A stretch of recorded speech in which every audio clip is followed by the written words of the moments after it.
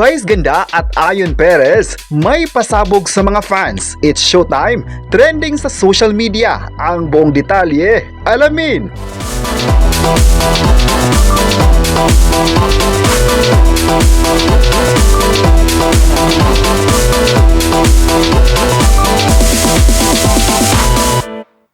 Ang bongga at pwedeng masabing ang haba raw ng hair ni Vice Ganda.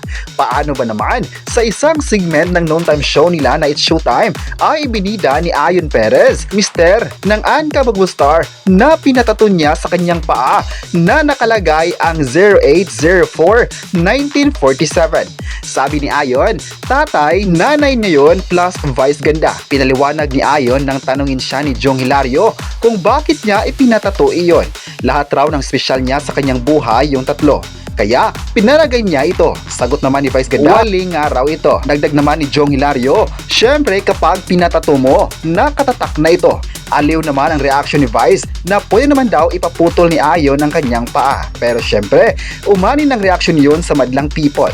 Kaingit nga raw si Vice dahil forever na ito kay Ayon dahil nakatato na nga ang kanyang birthday sa paa ng Anka Magbustar. Syempre, may ibang nagsabi rin na bungga na brinodcast pa talaga ni Ayon ang pagpapatato niya ng birthday ni Vice sa kanyang paa. Dahil dito ay marami sa mga fans ang masaya dahil kilig na kilig sila sa paayuda ng real life couple.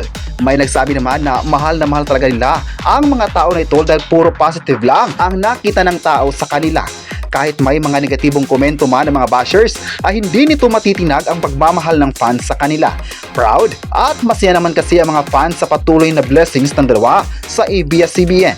Mas lalo pa silang na-excite palagi pang mapapanood ng mga viewers ang dalawa sa sikat na noon time program. Ang It's Showtime ang naging paborito ng mga tao araw-araw, kaya inaabangan talaga nito na isa sa mga programa na gusto nila.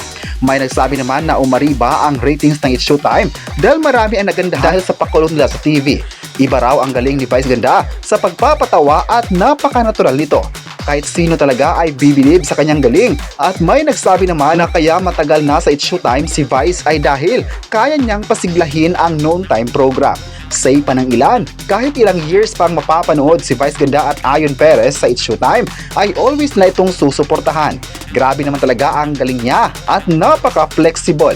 May nagsabi naman na andyan sila para ipagtanggol ang dalawang artist ng ABS-CBN. Sana raw ay marami pang ibibigay na proyekto ang ABS-CBN kay Vice Ganda at Ayon Perez para makita pa ng mga fans ang pagpapakilig at pagbibigay ng siya sa mga audience.